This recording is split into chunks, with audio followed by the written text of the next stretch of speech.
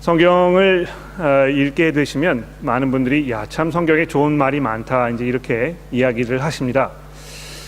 마치 그 어르신들께서 이 공자님의 말씀을 읽었을 때, 야, 참 여기 그 인생의 어떤 그 지혜라든지 이 풍부한 그런 경험에서 오는 어떤 그 철학 이런 것이 담겨 있는 것처럼 성경을 읽으니까 마치 그런 그 비슷한 삶의 지혜와 또 인간이 살아가는 데 있어서 필요한 그 여러 가지 삶의 그 철학들을 우리에게 가르쳐 준다 이렇게 이야기해서 많은 분들이 성경을 읽게 되시는 것 같습니다.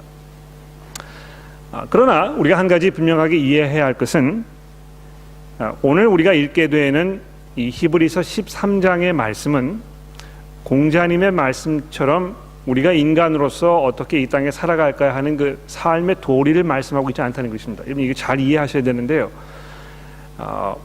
본문 말씀이 우리에게 주고 있는 이 내용은 이미 12장에서 하나님께서 특별하게 성별해 놓은, 하나님께서 특별히 그 구원해 놓은 그 구원받은 백성들의 삶의 모습에 관한 설명이라는 것입니다. 그래서 여기 이 히브리서 13장에 있는 여러 가지 말씀들을 그저 모든 사람들이 듣고 또 지키려고 하고 이런 모습으로 살아가게 되면 하나님의 마음에 기쁘고 즐거워하시는 그런 삶이냐, 그런 게 아니라는 것입니다. 분명하게 우리가 이해해야 할 것은 이 13장에 있는 이 내용이 이 12장에 있는 내용과 아주 밀접하게 결부가 되어 있다는 사실이고요. 특히 12장 맨 마지막 부분에 등장하는 이 그 권면의 말씀과 아주 밀접하게 연결되어 있다는 것입니다. 이 12장 28절의 말씀을 여러분 다시 한번 살펴보십시오. 어떻게 되어 있습니까? 그러므로라는 것은 이미 여러분과 제가 지난주에 말씀드렸듯이 이 하나님의 이 시온산, 하나님의 그 새 예루살렘, 하나님께서 계시는 이 하늘의 도성 예수 그리스도께서 이 온 천군 천사와 함께 그 구원받은 모든 백성들과 함께 계시는 그 하늘의 도성에 이미 여러분과 제가 도착해 있다는 것입니다. 그렇기 때문에 우리가 흔들리지 않는 나라를 이미 받았은즉 이렇게 되어 있습니다. 이 과거 완료형으로 되어 있거든요. 이미 여러분과 제가 하나님의 그 놀라운 구원의 은혜 가운데 참여해서 이제 하나님의 그 은혜 가운데 들어가서 그 나라를 상속받았다는 것입니다. 그러므로 여기 이제 그 은혜를 받자 이렇게 되어 있는데 제가 지난주에 말씀드렸지 않습니까? 하나님께 감사하는 마음을 갖자는 그런 그 번역이 더 합당할 것입니다. 우리가 흔들리지 않는 나라를 받았은즉 하나님께 감사하는 것이 마땅하다는 것입니다. 이로 말미암아 어떻게 하자고요? 우리의 감사함을 어떻게 해야 되겠습니까? 표현해야 되겠습니까? 경건함과 두려움으로 하나님께 예배하는 것이 마땅하다는 것입니다. 하나님을 기쁘게 섬긴다는 것, 즉 다시 말해서 예배 드리는 것 말하는 것입니다. 여러분과 제가 이 하나님의 엄청난 은혜와 그분의 그 사랑에 그 깊이 잡힌 바 되었기 때문에 여러분과 제가 이미 그것을 경험하고 있기 때문에 우리가 하나님께 예배하는 것이 마땅하다고 이야기하고 있는 것입니다. 그래서 이 13장에 이제 소개되는 여러 가지 이 삶의 모습들은 우리가 어떻게 하나님을 예배할 것인가에 대한 아주 구체적인 설명이라는 것입니다. 그럼 이거 이대로 살면 그럼 하나님 예배하는 거 아닙니까? 이렇게 우리가 단순하게 생각할 수 있을지 모르겠습니다. 하나님을 알든 하나님을 모르든 내가 구원받은지 분명하든 분명하지 않든 그냥 어떻게 해서든지 이 13장에서 이야기하고 있는 것대로 우리가 살면 하나님 마음에 흡족하고 하나님 예배하는 거 아닙니까? 이렇게 오해하실 수가 있다는 것입니다. 그렇지 않다는 것입니다. 지금 이 13장에서 이야기하는 것은 분명하게 복음 안에서 예수 그리스도와 이 새로운 관계 속에 들어가서 거듭난 삶을 살게 되는 그리스도인들이 이 땅에서 어떻게 살아야 할 것인가에 대한 구체적인 설명이요, 그들이 어떻게 하나님을 예배할 것인가에 대한 이 삶의 모습이라고 말씀드리고 싶습니다. 자, 그래서 우리가 몇 가지로 나누어서 이제 이야기를 할 수가 있겠는데요. 하나님께 드리는 참 예배가 어떤 것인가? 여기 보시게 되면 제가 세 가지로 본문의 말씀을 정리해서 적어드렸습니다. 첫 번째는 무엇입니까? 참 사랑의 삶을 사는 것이고요. 두 번째는 복음 위에 든든히 서는 것이고, 세 번째로 교회의 여러 리더들과의 관계에 관해서 말씀하고 있습니다. 이 하나님을 예배하는 것에 대해서 이야기하면서 아주 의외로 우리 매일매일의 삶에 대해서 이야기하고 있다는 것입니다.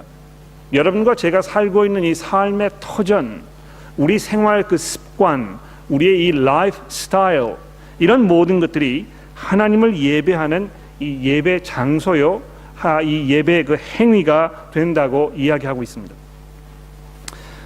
제가 한 가지 여러분들에게 말씀드리고 싶은 것은, 중세 시대 전까지는 어떤 그 세상을 바라보는 데 있어서 두 가지 그 이원론적인 생각이 아주 팽배했습니다. 무슨 말이냐면, 이 세상에는 영적인 세계와 이 물질적인 세계가 있어서, 이 물질적인 세계에 살고 있으면 하나님과 아주 멀리 떨어져 있는 것이고, 이 영적인 세계로 들어가야 하나님과 친밀하게 이 관계하는 그런 새로운 관계 속에 들어갈 수 있다고 사람들이 생각한 것입니다. 그래서 어떻게 했습니까? 사람들이 이 속세를 다 버리고 수도원에 들어가서 수도승이 된 거 아닙니까? 그렇죠? 그러나 이 종교 개혁을 통해서 이 개혁가들이 성경에 다시 돌아가서 발견한 사실 무엇입니까? 우리가 이 세상을 떠나지 않아도 오히려 이 세상 속에서 매일매일의 우리 현재 삶 속에서 우리가 하나님을 예배할 수 있다는 이 놀라운 사실에 대해서 지금 우리에게 말씀하고 있는 것입니다. 그냥 우리가 살고 있는 이 삶의 현장, 우리 가정생활, 우리 직장, 우리 인간관계, 이런 모든 것들이 아무 의미 없고 쓸모없는 것이 아니고, 이 모든 것들을 통해서 하나님을 예배할 수 있는 이 좋은 삶의 기회가 된다는 것을 성경이 우리에게 이야기하고 있다는 것입니다. 여러분, 어린아이 키우실 때, 이 집에서 고생하면서 이 어린아이 기저귀 갈고, 이 칭얼대는 어린아이 먹여줘야 되고, 이 그 쳇바퀴 돌아가는 삶처럼 매번 반복되는 이것이 무슨 의미가 있을까? 여러분, 이런 생각 많이 하지 않습니까? 제가 오늘 아침에도 우리 나네임 회중에 어떤 남자분이 저에게 오셔서, 목사님, 제가 직장 생활을 한 지가 이제 올해 15년이 됐는데요, 정말 도저히 더 이상 못하겠습니다. 내가 무슨 의미가 있는 것인지, 똑같은 일을 반복해 왔는데 이것이 정말 너무너무 지겹고 이제 내가 참을 수가 없습니다. 어떻게 해야 될지 좀 알려주십시오. 이렇게 이야기하는 것을 제가 들었는데요, 이 모든 부분에서 우리에게 던져주고 있는 하나님의 말씀은 무엇입니까? 우리 삶의 현장, 내가 지금 처해 있는 이 상황, 이것을 통해서 우리가 하나님을 예배하는 것이 마땅하다고, 우리가 어떤 삶을 어떤 방식으로 어떻게 살아가는가 하는 이것이 우리에게 보여주신 하나님의 은혜에 대한 우리의 올바른 반응의 모습이라는 것입니다. 자, 그래서 이 참사랑의 삶, 첫 번째로 참사랑 어떻게 드러나야 합니까? 여러분과 제가 하나님의 이 사랑을 풍성하게 입고 살고 있는 존재들인데요, 그러므로 여러분과 제가 마치 똑같은 사랑으로 가득 채워져 있는 삶을 살아야 되지 않겠습니까? 첫 번째로 이 사랑의 대상이 무엇입니까? 돈을 사랑하지 말라는 것입니다. 돈을 사랑하지 말고 있는 바를 족하게 여기며 만족스러운 삶을 살라고 우리에게 말씀하고 있습니다. 여러분, 이것은 아주 심각한 도전입니다. 저도 돈을 무척 사랑합니다. 왜 내 통장에는 돈이 이렇게 없을까 고민하는 적이 한두 번이 아니라는 것입니다. 여러분도 마찬가지일 것입니다. 그렇죠? 우리가 돈이 충분하게 있고 우리의 삶이 평안한데도 불구하고요, 우리는 돈이 없다고, 어떻게 하면 좀 더 돈을 벌 수 있을까 고민하고 염려하는 것이 혹시 우리 모습이 아닌가 돌아볼 필요가 있겠습니다. 가장 부자들의 공통적인 그 성향이 무엇입니까? 나는 돈이 충분하지 않다고 생각하는 것입니다.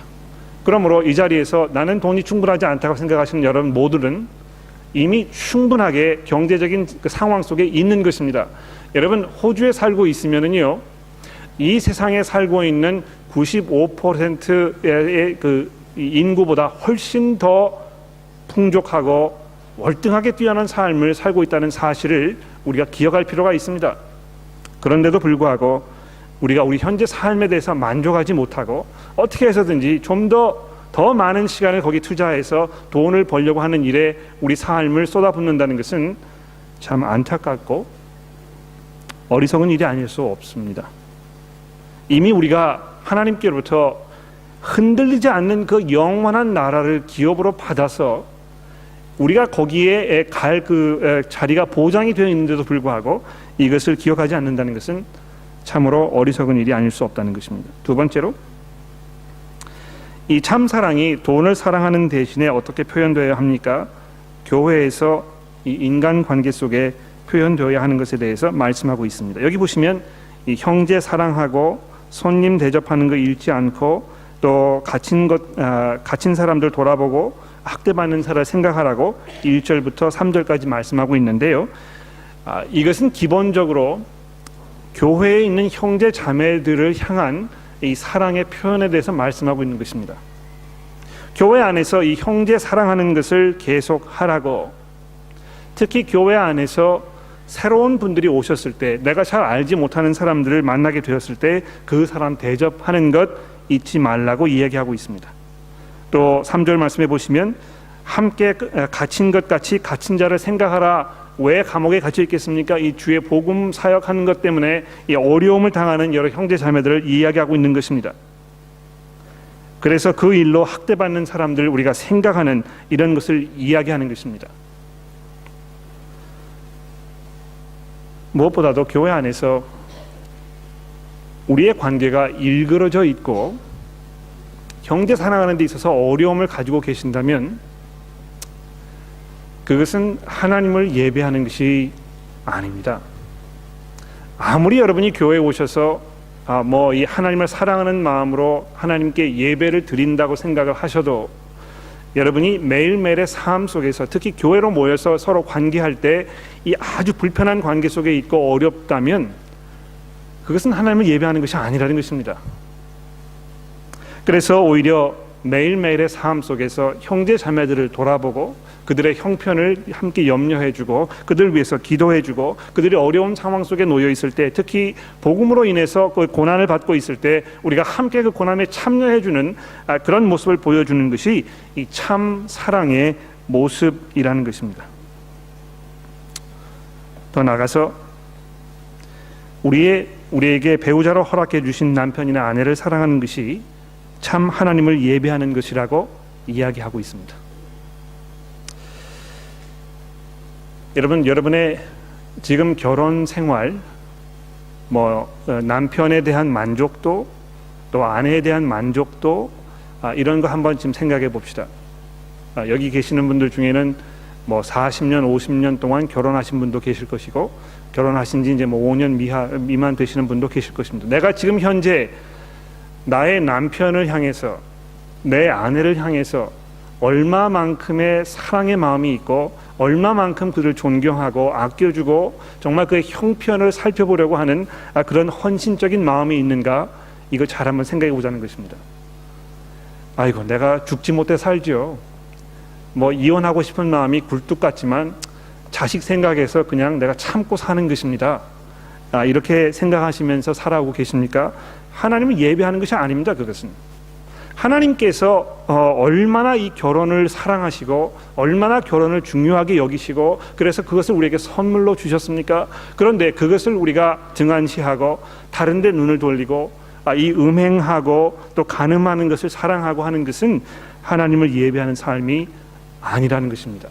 우리가 정말 하나님께 이 엄청난 은혜를 받았을 때 그 은혜에 대한 하나님에 대한 우리의 감격이 어떤 모습으로 표현되어야 하는 것입니까? 내 아내를 사랑하는 모습으로, 내 남편을 존경하는 모습으로, 이 우리의 결혼의 이 관계를 정말 침소를 더럽히지 않는 모습으로 드러나는 것이 하나님을 참 예배하는 것이라는 것입니다. 혹시 여러분들 가운데 결혼 생활이 어려운 분들 계십니까? 내가 괜히 이 사람과 결혼했다고 생각되시는 분들 계십니까? 더 이상 그냥 그 상태로 그 상처가 썩어 들어가도록 내버려 두지 마시고요. 어떤 결단을 내리셔야 합니다. 저를 찾아오셔서 저에게 지금 이런 그 결혼 관계에 어려움이 있습니다. 이걸 빨리 해소해야 될 텐데 어떻게 하는 게 좋겠습니까? 저에게 얘기하십시오. 괜찮습니다. 이 한국 사회에서는 그런 어려운 상황이 있을 때 이거 다 덮어두고 모른 채 하고 그냥 지나가고 이렇게 하는 것이 마땅하신 것처럼 생각하는 경향이 있습니다만, 여러분과 저는 예수 그리스도를 통해서 변화받고 새로운 삶을 사는 하나님 나라의 시민이기 때문에 더 이상 우리가 이 문화나 우리 환경과 우리 이 생활 방식에 구애받지 아니하고 이 새로운 그런 가치관을 가지고 우리의 결혼을 접근할 필요가 분명히 있는 것입니다. 그러므로 이것이 잘 이루어지고 있지 않을 때 하나님께 대한 사랑의 마음으로 경건한 삶을 살기 원하는 여러분의 열정의 마음으로 여러분 행동에 옮기셔야 하는 것입니다. 두 번째로 하나님을 예배하는 것이 이 복음 위에 든든히 서는 삶이라고 우리에게 말씀하고 있습니다. 이 7절부터 15절의 말씀을 잘 읽어보시게 되면 이게 지금 무슨 이야기를 하고 있는 것인지 빨리 그 내용을 파악하기가 쉽지가 않습니다. 그래서 이런 부분 이렇게 성경을 읽게 되시면 그냥 뭐 쭉 한번 이렇게 읽고 지나가 버리고 깊이 생각하고 이런 거 우리가 잘 익숙하지 않은데요. 여러분 집에 돌아가셔서 이 7절부터 15절의 말씀을 잘 한번 차근차근히 풀어서 생각해 보십시오. 지금 여기에서 이 히브리서의 저자가 무엇을 이야기하려고 한 것인지에 대해서 잘 생각해 보십시오. 시간이 충분하지 않으니까 제가 기본적으로 몇 가지 중요한 내용만 골라서 말씀을 드려보도록 하겠습니다. 이 7절부터 15절에서 히브리서 저자가 우리에게 말씀하고자 하는 가장 중요한 것 한 가지 무엇입니까? 예수 그리스도께 나아가자 하는 것입니다. 예? 예수 그리스도께 나아가자 하는 그 말씀이 13절 마지막 부분에 기록이 되어 있습니다. 그것이 지금 여기에 가장 중요한 부분입니다. 그런데 그 예수께서 어디에 계십니까? 그분께서 성문 밖에서 고난을 받으셨으므로 우리도 그의 그 치욕을 짊어지고 영문 밖으로 그에게 나아가자 이렇게 되어 있습니다. 예수 그리스도께서 이 땅에서 사역을 하시다가 십자가 위에 달려 돌아가셨을 때 어디에서 돌아가신 것입니까? 예루살렘 성 안에서 돌아가신 것이 아니고요. 거기서 쫓겨나가지고 골고다 언덕에서 돌아가셨죠. 그런데 이 신약 성경 저자들이 그 사건을 돌아보면서 어떤 결론을 내리고 있는 것입니까? 예수 그리스도께서 계속해서 이 세상에서 그 버림을 받고 사람들에게 멸시를 받고 천대를 받으시다가 결국 마지막에도 끝까지 이 사람들에게 버림받아서 그 성 밖에서 돌아가셨다는 것입니다. 그러므로 그분께 나아가자 했을 때, 내가 그분을 따라가야 되겠다 했을 때, 여러분과 저는요, 예수께서 당하신 그 어려움을 나도 경험하겠다, 내가 거기에 동참하겠다, 이 그리스도의 고난에 내가 참여하겠다 하는 결단을 내리는 것입니다. 여러분, 하나님 예배하기 원하십니까? 복음을 위해서, 예수 그리스도의 이름을 위해서 내가 고난받고 수고하고 짐을 짊어지는 것을 두려워하지 말아야 하는 것입니다. 그것이 하나님 기뻐하시는 참 예배자의 모습이라는 것입니다. 그래서 7절 말씀해 보시면 그런 삶을 살았던 믿음의 선조들에 대해서 이야기하고 있습니다.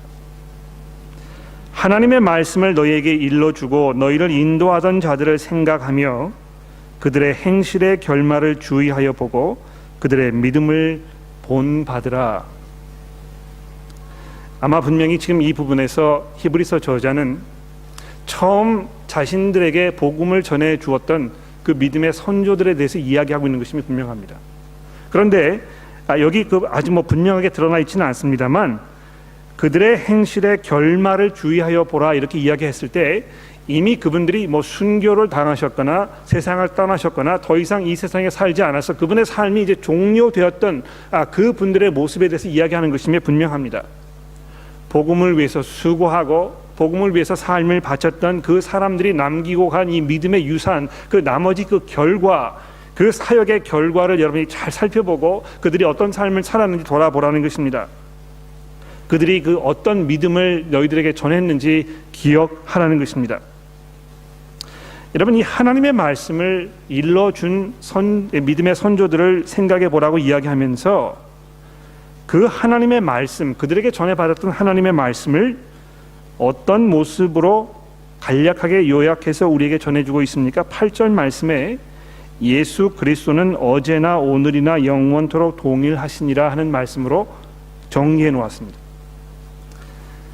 어떤 면에서 히브리서 전체를 종합해 보았을 때 이 8절에 있는 이 말씀은요, 히브리서 저자가 우리에게 제시해 주고 있는 이 복음의 요약입니다.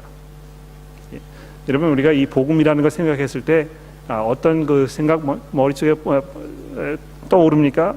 삶의 두 길 이렇게 해가지고 예수 그리스도께서 십자가 위에 달려 돌아가셔서 우리의 죄를 사해 주셨다는 그 내용에 대해 생각하지 않습니까? 그런데 오늘 히브리서 본문에는 이 믿음의 그 가장 핵심적인 그것에 대해서 이야기하면서 예수 그리스도가 어제나 오늘이나 영원토록 동일하신 분이라고 이야기하는 그 이유가 무엇일까요? 다른 복음을 이야기하는 것입니까? 여러분과 제가 지금까지 알고 있던 그 복음에 어떤 그 부족한 부분이 있는 것입니까? 그렇지 않습니다. 여러분, 이 히브리서를 통해서 계속해서 히브리서 저자가 예수 그리스도에 대해서 우리에게 전해준 그 한 가지 중요한 내용이 무엇입니까?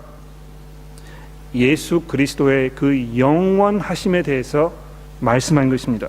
1장 8절 말씀해 보십시오. 그 아들에 관하여는 하나님이여 주의 보좌는 영영하며 주의 나라의 규는 공정한 규이다. 이 하나님 예수 그리스도의 이 영원한 나라에 대해서 말씀하지 않았습니까? 그 나라가 영원 불변하는 나라는 것입니다.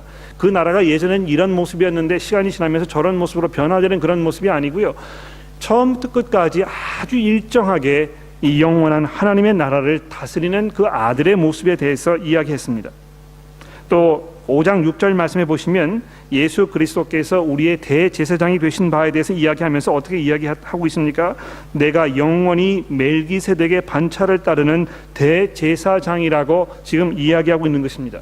예수 그리스도께서 여러분과 저의 이 대제사장으로 하나님 앞에서 우리를 대변하시는 분으로 이 대제사장의 역할을 맡게 되셨는데요, 그분이 그냥 이 레위 지파의 반차를 따라서 그 역할을 맡으시는 인간적인 대제사장이 아니고 영원히 그 역할을 감당하시는 멜기세덱의 반차를 따르시는 대제사장이라고 이야기하고 있는 것입니다. 또 5장 9절 말씀을 보십시오. 그분께서 온전하게 되셨은즉 자기에게 순종하는 모든 자들에게 영원한 구원의 근원이 되셨다고 이야기하고 있습니다. 여러분과 제가 누리는 이 구원이 영원 불변한 예수 그리스도로부터 오는 그 은혜라고 말씀하고 있습니다. 또 9장 12절 말씀해 보십시오. 염소와 송아지의 피로 우리의 죄를 구속하지 아니하시고 오직 자기의 피로 영원한 속죄를 이루사 단번에 그 성소에 들어가셨다고 이야기하고 있습니다. 이 예수 그리스도의 이 불변함에 대해서 이야기하고 있는 것입니다.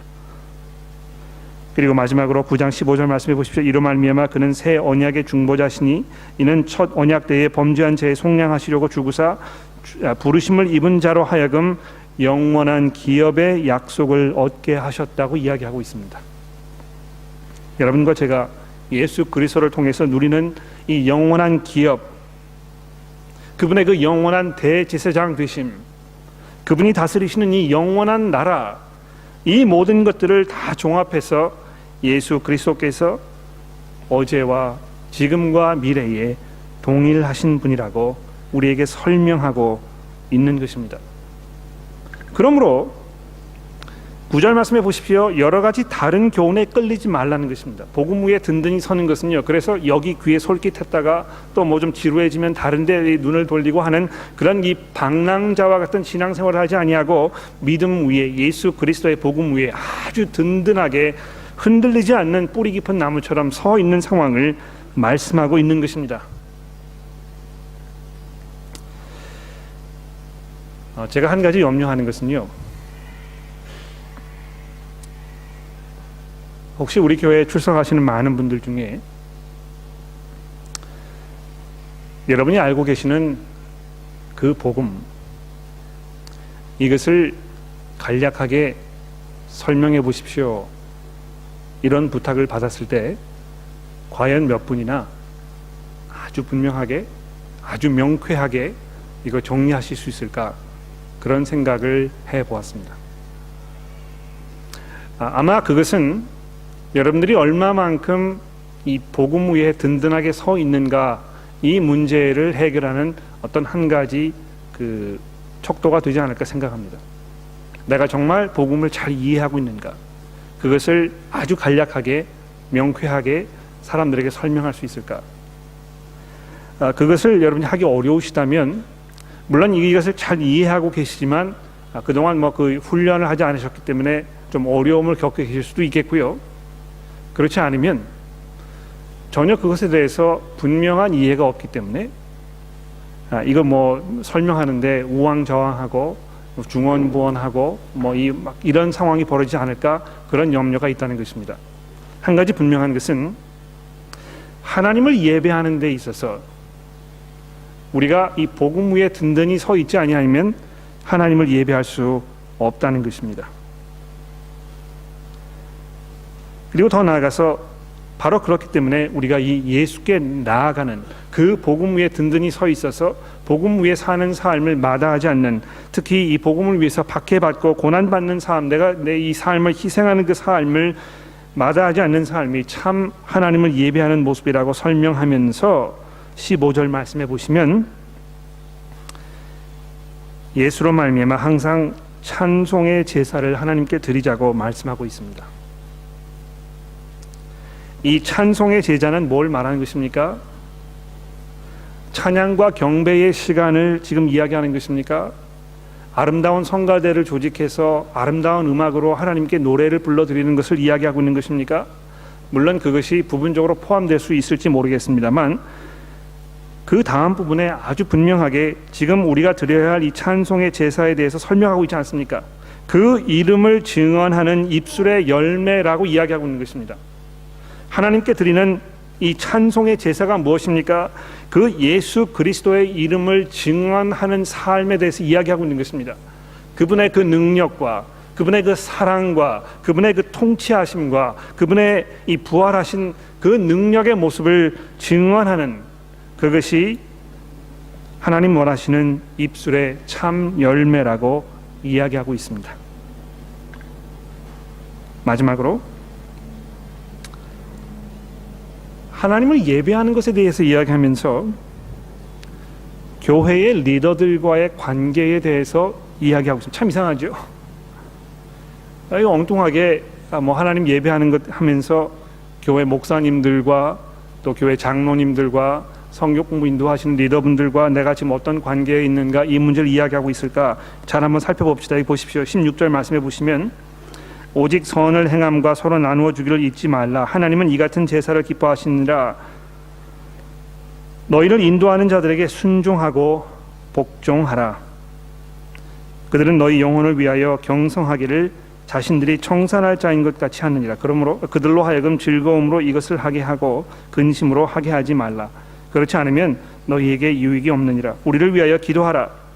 우리가 모든 일에 선하게 행하려 함으로 우리에게 선한 양심이 있는 줄을 확신하노니 내가 더 속히 너희에게 돌아가기 위하여 너희가 기도하기를 더욱 원하노라. 이 목사님들이 제일 좋아하는 성경 구절이거든요. 예? 그렇지 않습니까? 너희를 인도하는 자들에게 순종하고 복종하라. 얼마나 좋은 말씀인지 모릅니다. 예?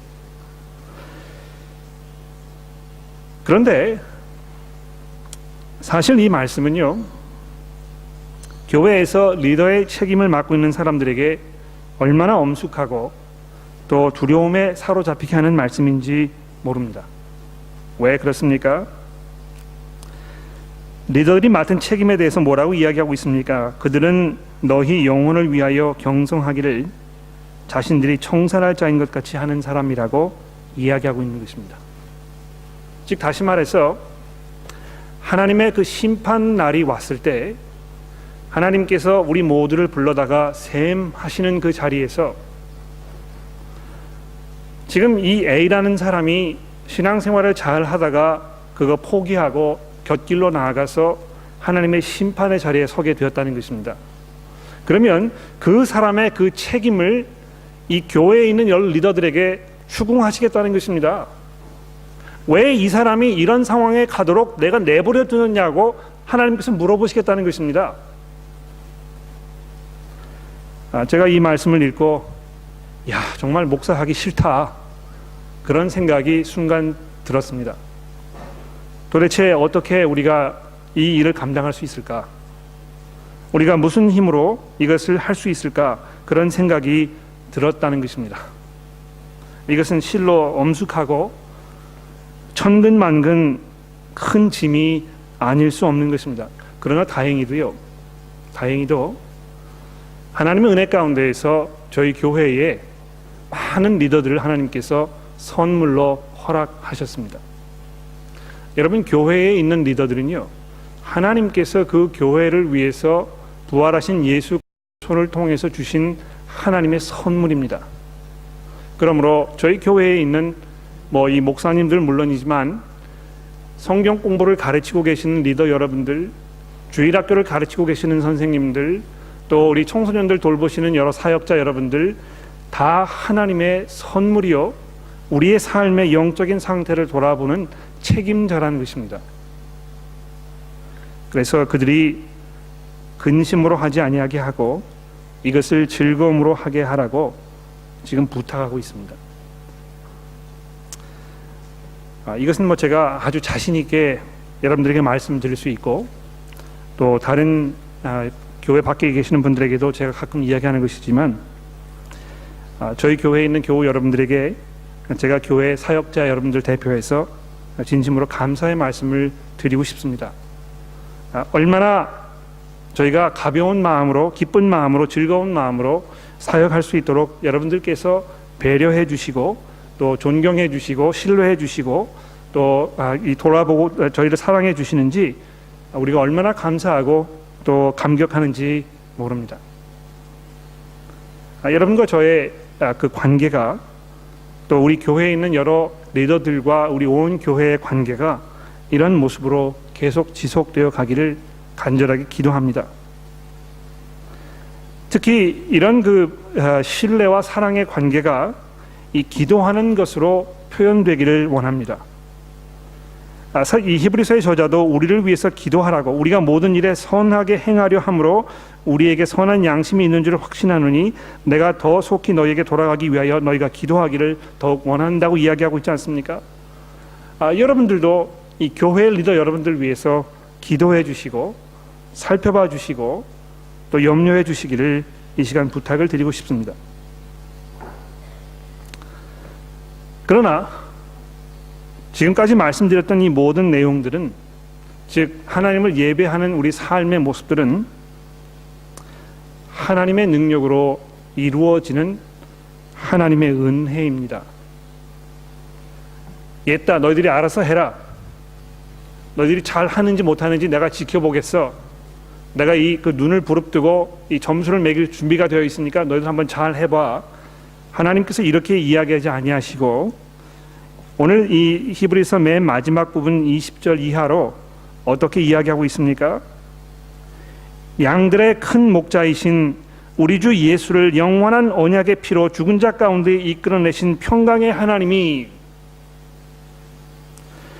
그 평강과 그 능력의 하나님께서, 죽은 자를 무덤에서 일으켜 살리신 그 평강의 하나님께서 모든 선한 일을 너희에게 온전하게 하사 자기의 뜻을 행하게 하시고 그 앞에서 즐거운 것을 예수 그리스도로 말미암아 우리 가운데서 이루시기를 원한다고 기도하고 있습니다. 전적으로 하나님의 그 능력에 우리 예배드리는 삶의 모습을 맡겨드리고 있는 것입니다. 그냥 우리가 알아서 하라고 내버려 두는 것이 아니고요, 하나님의 그 평강 가운데에서, 하나님의 그 능력 가운데에서, 그분의 그 풍성한 은혜 가운데에서 우리를 온전하게 하셔서 여러분과 저로 하여금 하나님의 그 뜻을 행하게 하신다고 말씀하고 있는 것입니다. 우리가 히브리서를 통해서 예수 그리스도의 복음을 통해 우리에게 주어진 하나님의 그 놀라운 은혜에 대해서 살펴보았습니다.